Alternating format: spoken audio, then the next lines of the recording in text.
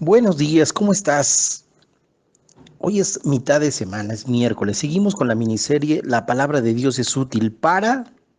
Y el día de hoy vamos a ver esta, amonestar o redarguir.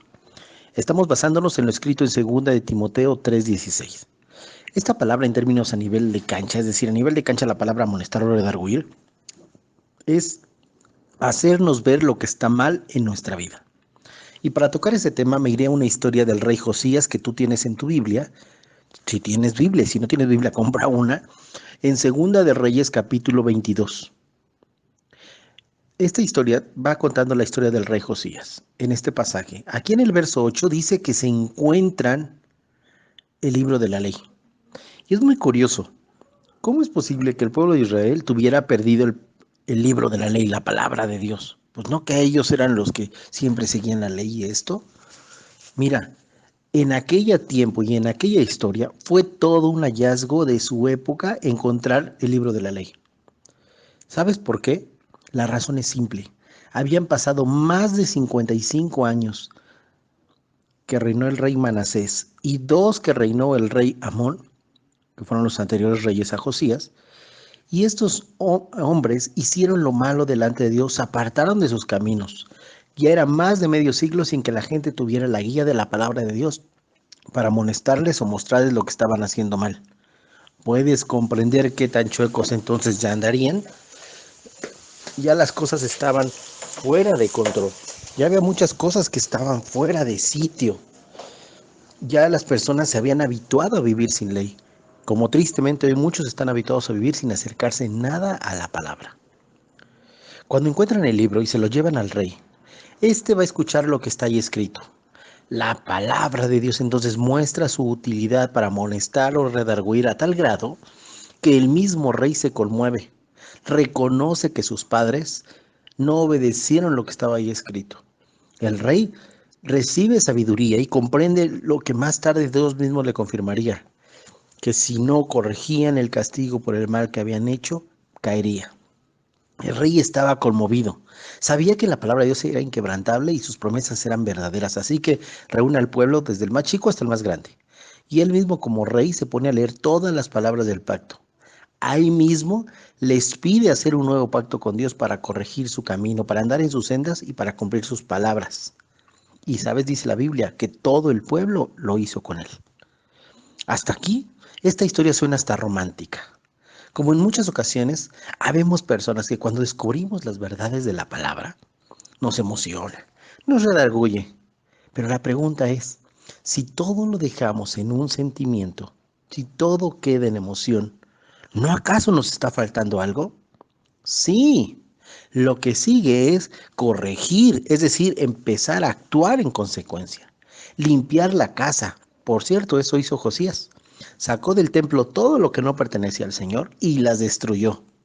Eso es una representación de hoy de aquellas faltas o pecados religiosos, la idolatría y las hechicerías.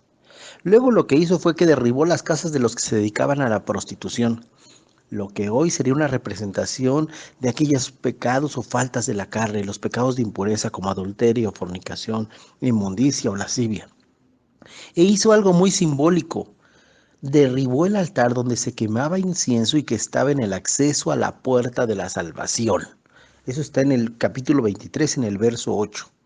Otra vez, derribó el altar donde se quemaba incienso y que estaba en el acceso a la puerta de la salvación.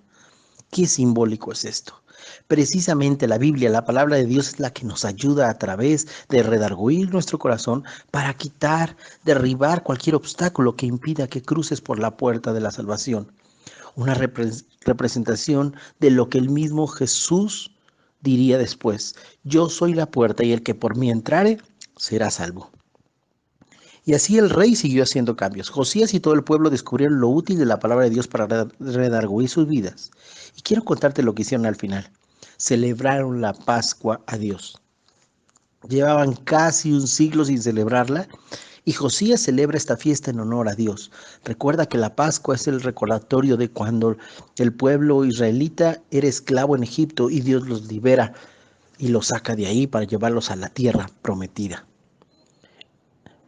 Siempre cuando la Biblia nos habla de redarguir es que quiero llevarnos de camino errado hasta la tierra prometida que Dios ha preparado para los que le siguen y para los que le aman. La Biblia cierra la historia de Josías diciendo: no hubo un rey anterior a él que se volviera a Dios como él con todo su corazón, con toda su alma y con todas sus fuerzas, ni tampoco hubo otro semejante después de él. Ese es el poder de la palabra de Dios que redarguye los corazones y les muestra los errores, pero los invita a cambiar para ser como Dios espera que seamos. Josías empezó a reinar siendo aún un niño. Tenía 8 años, pero tuvo a su lado hombres que fueron sabios y le mostraron el valor de la palabra de Dios. Quizá tú tienes a tu alcance algún pequeño, algún joven o quizá un adulto que está buscando la verdad, que está buscando cómo corregir su vida, que está dudoso si lo que está haciendo es lo correcto. Por favor, regálale una Biblia, muéstrale una Biblia o llévalo a que las palabras en ella escritas puedan redarguirle. Quizá con ello estará salvando un alma del error y ayudándolo a encontrar la puerta de la salvación, que es Cristo. Considéralo, piénsalo y actúa. Dato cultural de la Biblia: los salmos en hebreo se llaman Tehilim, que significa alabanzas. En arameo lo encontramos como Ketaba de Masmore de David. El nombre Salmos proviene de la versión griega del Antiguo Testamento, donde se le llamó Salmoi, con una P al principio, que significa canciones o cánticos. Este libro tan solo se redactó desde 1440 a.C. hasta el año 500 a.C. O sea, 940 años tardó en escribirse todos los salmos. Está dividido en 5 secciones. Dado el tiempo que te estoy diciendo, ya entendiste que no todos fueron escritos por David. De hecho, algunos también se escribieron por Asaf, por Salomón, por Moisés, por Etán, por los hijos de Coré, y hay hasta algunos anónimos.